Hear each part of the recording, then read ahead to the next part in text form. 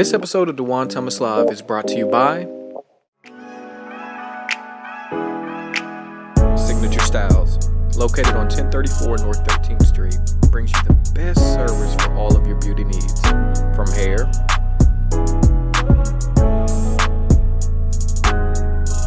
to nails, and to makeup. Walk-ins are welcome, but appointments are recommended. So make sure you call in at 270-575-4581 to book your appointment now. Hey everybody, it's Dujuan Thomas and you're watching Dujuan Thomas Live, the live show that's pre-recorded. And I want to thank you for tuning in to episode 5 of my show.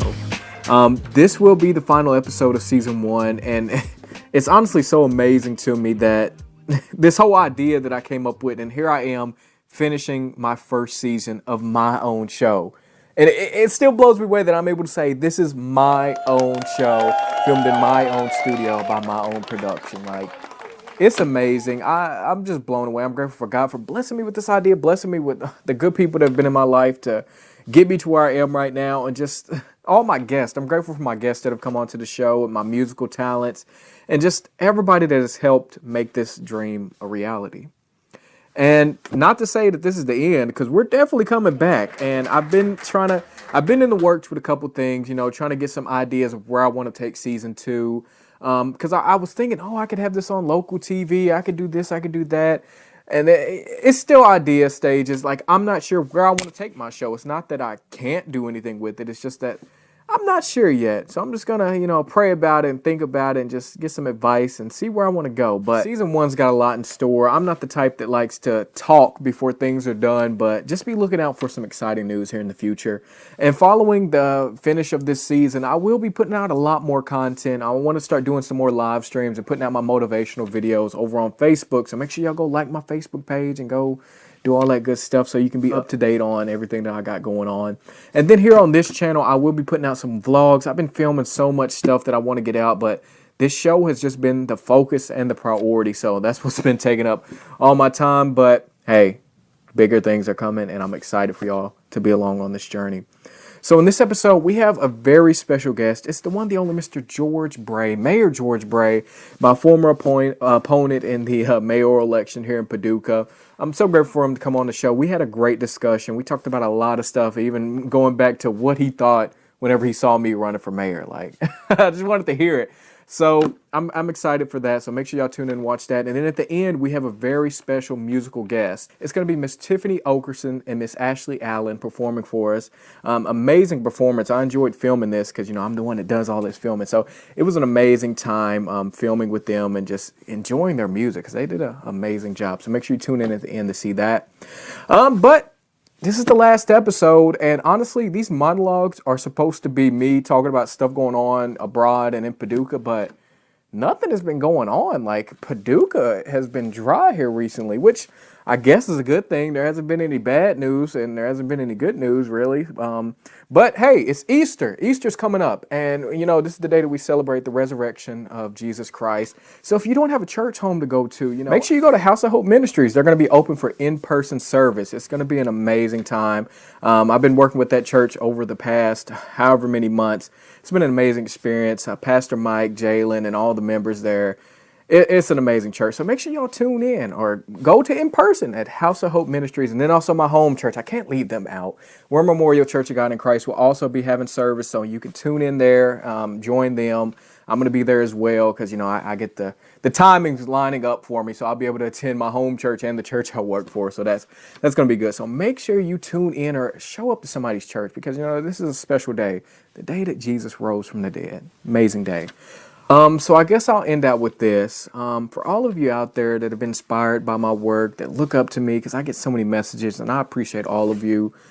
Just keep chasing your dreams, because if this hasn't gone to show you anything about chasing your dreams and them being able to come to fruition, especially if you keep your faith in God and trust your heart and just do it. All you have to do is just do it. I can't express that enough. Like, I have never let fear hold me back, or people's opinions or what people say. I've never let that hold me back from chasing my goals and achieving my dreams. And if you just find out how to do that for yourself, just block out all that negativity. You can achieve anything. Maybe you don't want to have your own show. Maybe you want to do hair. Maybe you want to sew. Maybe you want to make food. Whatever it is, you're capable of doing it. You can do it. You will do that. Tell yourself that you will. And if you believe, then it doesn't matter what anybody else thinks. So just a word to all of you out there. Chase your dreams and you can make it happen. But without further ado, let's get into this episode. So today we got a very special guest for y'all. Somebody that y'all all know. We all know who he is, and we had a little history together here last year. But I want to introduce my guest, Mr. George Bray, Mayor George Bray. For matter of fact, thank you so much for coming on to the show. Glad to be here, Yes, Dujuan. sir, and congratulations on your win. We had a great run against each other, and I enjoyed it. I enjoyed the run. Yeah, it was a great experience for me as well. Yeah. You did extremely well. I'm really proud of you. I appreciate it. So I am curious, what did you think that moment you saw that 21-year-old guy saying that he's going to run for mayor? What was running through your mind? My first reaction was, what the heck? Somebody threw this at me, and I had no idea. I had people calling me, and saying, have you heard about this other person running for mayor, and who is he? And so, that's why I reached out to you, because I wanted to size up my competition. Right. So we had lunch together that day because I wanted to really see what you were all about, and what I found out is you're an extremely motivated, bright young man who's got a bright future ahead of him. I appreciate it. And so, what was it like, or can I ask, what inspired you to even run for mayor in the first place? Well, I've thought about politics really my whole life, but I always was very involved in my career and my family, and politics takes a lot of time and a lot of effort, a lot of focus, and I really didn't have that. So when I retired 4.5 years ago and sort of changed gears, it provided me the opportunity to think more about some of the things that I really wanted to accomplish long term. And I think as you get older in life, different stages in your life, you start thinking about your legacy. And I really wanted my legacy to be making an impact on my hometown. Definitely. You surely are with what you're doing. And what was it like the first day that you got into your office and you sat down and you're like, I'm mayor? What was running through your head on that first day and the first weeks? Well, it was overwhelming, but you got to understand the first day my city manager told me that he was leaving. Oh, wow. So that was literally by noon the first day. That was the big message to me. And in our form of government, which is a city manager form of government, of course you've got a mayor and 4 commissioners, but you've got a city manager who really operates the city. Without the city manager, you really have lots of challenges. So I had to really think through that, and but other than that, it was really just a slow. How should I say, just taking it all in and trying to understand slowly, day by day, what was involved in being mayor. And so, what are some of your plans during your tenure for mayor for the city? Just a quick list of some of the ideas you want to bring to the city. Well, the city commission and I have come up with 12 initiatives, but I'll just, check out a few of them. I mean, one of the things that you and I have talked about a lot is the South Side. We've got plans to try to make an impact on the South Side. We think downtown development and downtown promotion of the businesses, helping them be better, is important. We believe that neighborhood redevelopment is important. We believe that diversity inclusion, promoting more diversity and inclusion in the city is important. Those are just some of the things that we're working on. And speaking on racial diversity and all those things, how do you plan on bridging that gap, between races here in the city? Well, it's always challenging. I mean, I think the way that I can make the biggest impact as mayor is that I believe that the city needs to lead. And I believe that the city can lead by promoting and really insisting upon diversity and inclusion in our hiring practices and in the way that we practice government, and the boards and commissions that we staff. It's making sure that the city is fairly represented in all those boards and commissions, and making sure that diversity and inclusion is a part of what we do every day in the city. Definitely. And speaking on that, last year we came into some issues here in the city, and we're not going to get into those, but we saw our youth really coming together and being a voice of leadership for what they believed in. So, how can the city government really bring some leadership opportunities to those youth that are wanting to be leaders here in the city? Well, it's a great question, and I don't have all that figured out yet. I would love for more of our young leaders to want to get more involved with boards and commissions, and I could maybe challenge you to to get them to reach out and say, yes, I'd like to be on a board, I'd like to be on a commission, I'd like to do this, I'd like to do that. The Chamber of Commerce has a young professionals group, and one of the things that we might want to think about, to start, is if there was a way that we could start a young group of diverse young people in this city that wanted to be more involved, where they could start getting together.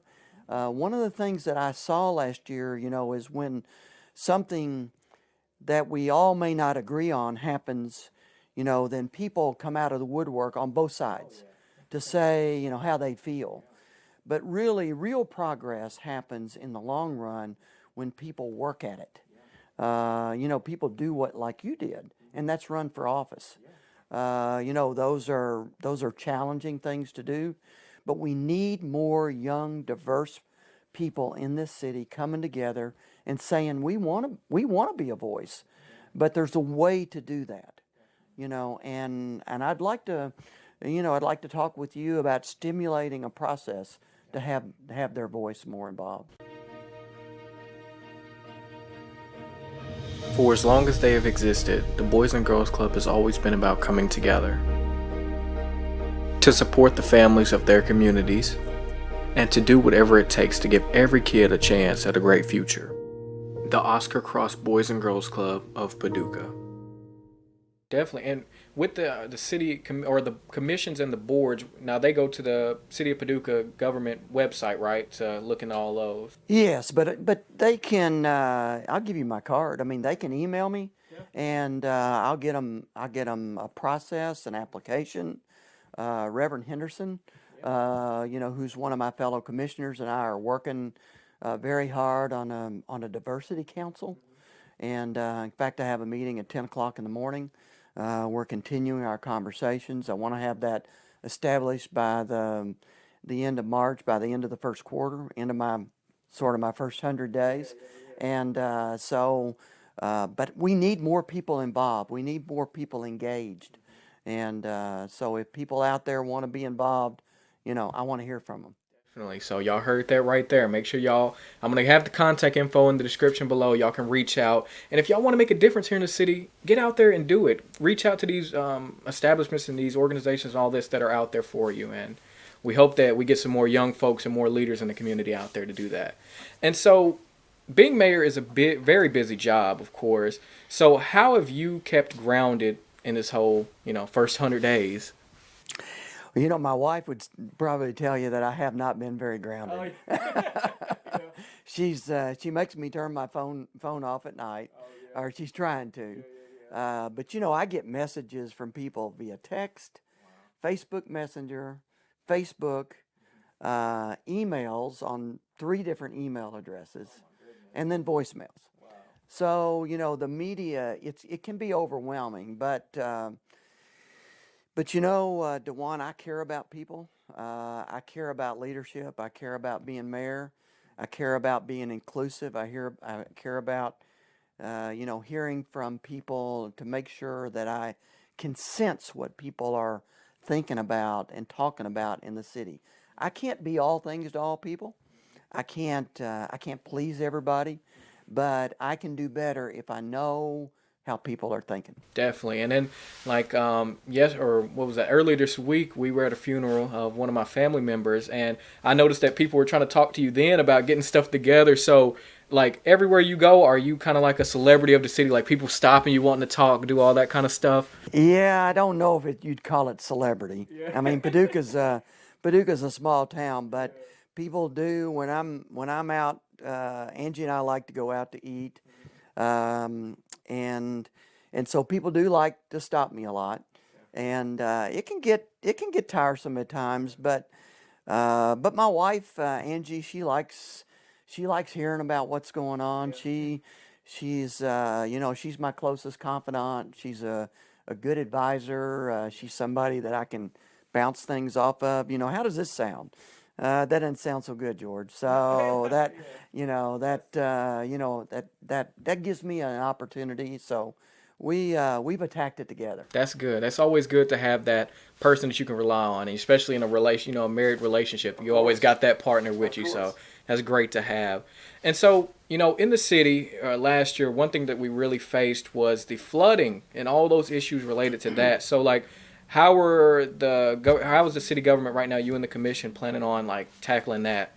Well, I didn't mention that, but certainly that's one of our top priorities. Dujuan, stormwater it's a real challenge here in the city, and it's going to take time and money, and there's nothing quick and easy about it. There's no magic bullets. There's no quick fixes. But it is one of our priorities that we are going to be working on. The city 3 years ago contracted with an out-of-town consulting firm to give us a plan. And we paid $1.6 million for that plan. And I have revisited that plan since then, since I've taken office. And people are telling me that that is a good plan. It is the plan. The problem with that plan is it takes money. It always takes money. And so the residences and the businesses and the churches are all going to have to participate in our plan in some way, shape, or form. And so we've just got to determine exactly how much of that plan we want to bite off, how we want to pay for it, when we want to get started, and one of the things that I ran on, as you well know, is openness and transparency. And so I don't want to do that plan behind a curtain. So we've got to bring that front and center and let people know exactly what we want to do, what we need to do. We always want to listen to people out there about what's best for the city and get their own personal perspectives, but we have to have the courage to move forward. Definitely, that is so true. And then on a lighter note, I wanted to ask, like, what is one thing that you love about Paducah? Like, or several things. What are some of the things that you love about Paducah? I love one of the things I love about Paducah is being able to get in a car and get anywhere in 7 minutes. Oh yeah, that's a great perk here. I lived in Columbus, Ohio, for 10 years, and I love Columbus, but everything was a 30-minute drive. You could get anywhere in 30 minutes. Here, you can get anywhere just about 7-8 minutes. So I love the compactness, of the city. I love the fellowship. I love the feeling that we all have for each other. It doesn't matter the color of your skin or your background. So many people have the same feeling. This is Paducah. This is my hometown. This is where I want to be. So that's a real good feel good. And of course, I have a granddaughter and a daughter here. Yeah, she was helping you campaign a lot.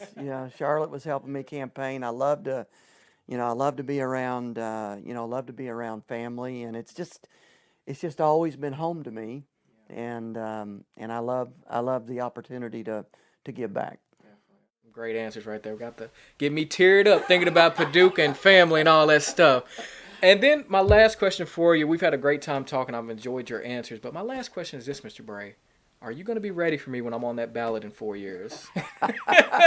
I couldn't not ask this question. So here's the way I'll answer that question. I didn't give you a lot of chance since you were a write-in Yeah. candidate. I think you were a great candidate. Thank you. But if you're going to file and go through the proper procedures, Hmm. I'll have to be ready Oh yeah. because you will be formidable competition. Thank you. That sounds good, and I'm ready for it because I enjoyed it because we had a good competition. You know, it was respectful on both ends, and that's something that we don't see really in politics on the upper levels these days. So I was really grateful. You know, had to have the opportunity to run against you and Mr. Abraham because it was a very respectable run, and I enjoyed it. I learned a lot. So It was a great time. So, and I wish you nothing but the best of luck in your future. thank you. I appreciate it. So we want to thank Mr. Bray for coming on to the show today. And next we're going to be getting to our musical guest. So let's get over to it. Lying in my bed, I hear the clock tick and think of you, turning in circles. Confusion is nothing new. Flashback to warm nights almost left behind. Suitcase of memories, time after sometimes you picture me. I'm walking too far ahead. You're calling to me. I can't hear what you've said, and you say go slow. I fall behind. The second hand unwinds. If you're lost, you can look and you will find me. Time after time. If you fall, I will catch you. I'll be waiting. Time after time. If you fall, I will catch you. I will be waiting. Time after time. Time after time.